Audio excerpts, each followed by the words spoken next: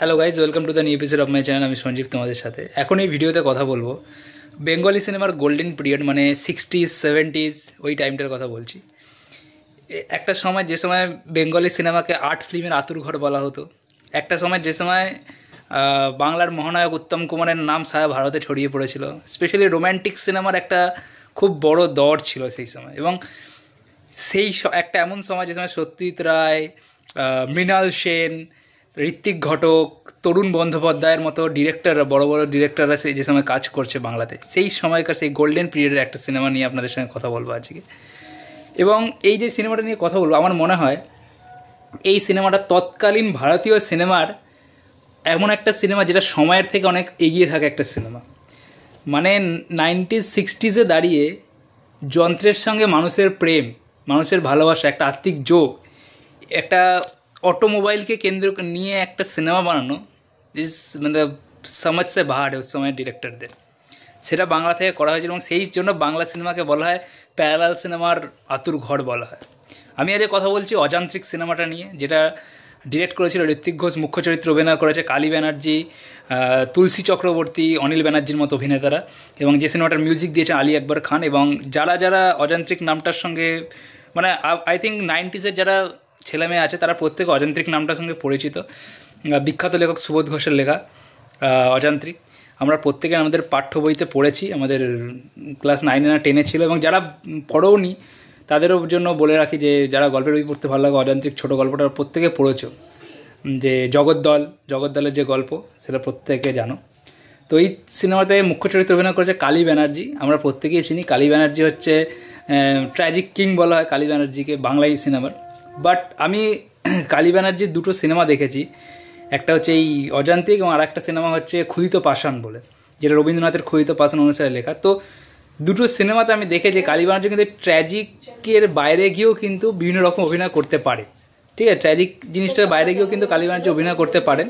তো সেটা এই সিনেমাটা দেখলে কিন্তু আরেকবার সেটা আপনারা বুঝতে পারবেন। এই যে এটা সিনেমা, এই সিনেমাটা কিন্তু এরকম নয় যে আদ্যবন্ধ একটা স্যাড রোম্যান্টিক স্টোরি, সেটা নয়। এখানে হচ্ছে কালী ব্যানার্জি এবং তার জগদ্দল, একটা পুরনো ফোর্ড গাড়ি, তাদের দুজনের মধ্যে সম্পর্ক। কালী ব্যানার্জি নিজের বলতে আর কেউ নেই সেই ফোর্ড গাড়িটা ছাড়া। সেই গাড়িটাকে মানে নিজের থেকেও বেশি ভালোবাসে। সেই জন্য সেই গাড়িটা যখন খারাপ হয়ে যাচ্ছে, সেই গাড়ি নিজের সমস্ত দিয়ে গাড়িটাকে আবার ঠিক করছে।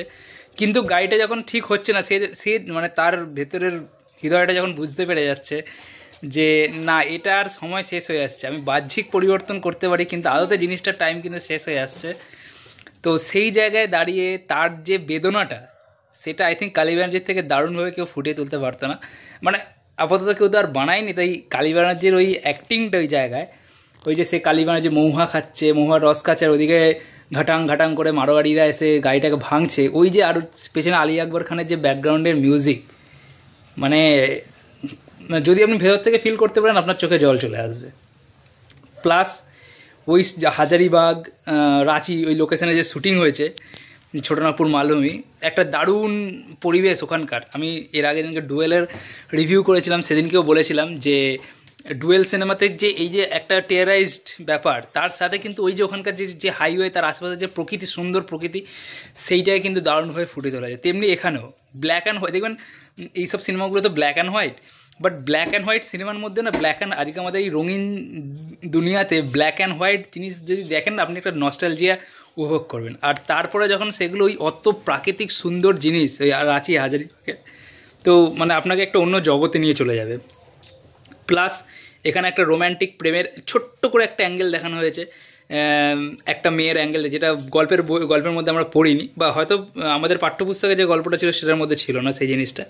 তো সেটা এখানে নিয়েছেন, আপনারা যখন দেখবেন সেটা বুঝতে পারবেন। কিন্তু সেটাও কিন্তু অসমাপ্ত রয়ে যাচ্ছে, সেটা চাইলে সমাপ্ত হতে পারতো কিন্তু সেটা অসমাপ্তই রয়ে গেছে। মানে দেখা যায় একটা মানুষের জীবনে পরিপূর্ণ কিছু আসে না কখনোই, ঠিক আছে।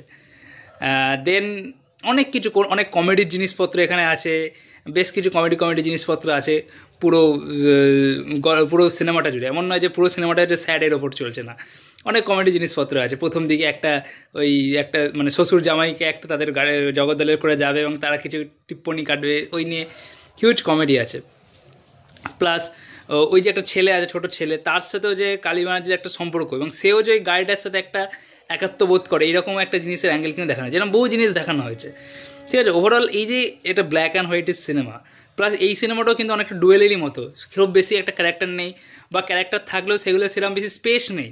ঠিক আছে, স্পেস নেই সেরকম ক্যারেক্টারগুলো, জাস্ট আসছে একটা ঘটনার প্রবাহের মধ্যে কিছু জিনিস ঘটাচ্ছে মানুষটার জীবনে, দিয়ে আবার বেরিয়ে যাচ্ছে, এরকম। কিন্তু মেন হচ্ছে কালী ব্যানার্জি আর ওই গাড়িটা।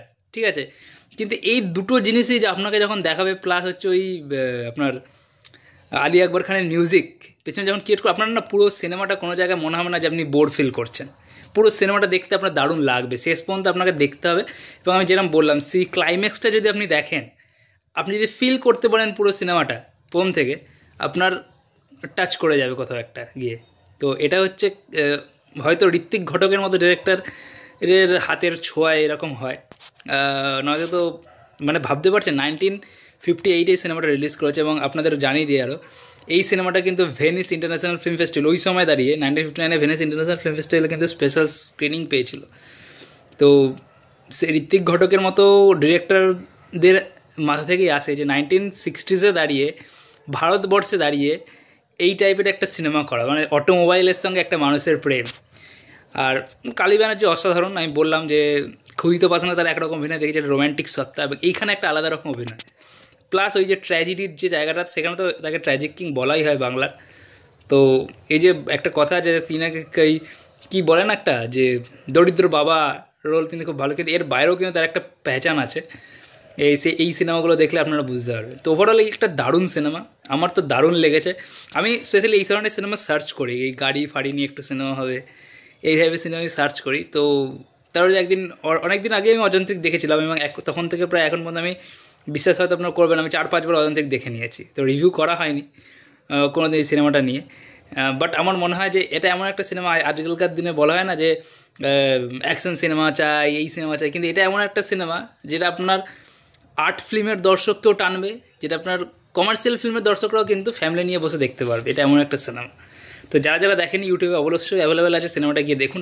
আমি আপনাদের একদম দাওয়ার সঙ্গে বলতে পারি যে অবশ্যই সিনেমাটা আপনাদের ভালো লাগবে। তো যদি ভিডিওটা ভালো থাকলে অবশ্যই লাইক করে দেবেন, চ্যানেলটা সাবস্ক্রাইব করে দেবেন। Thank you.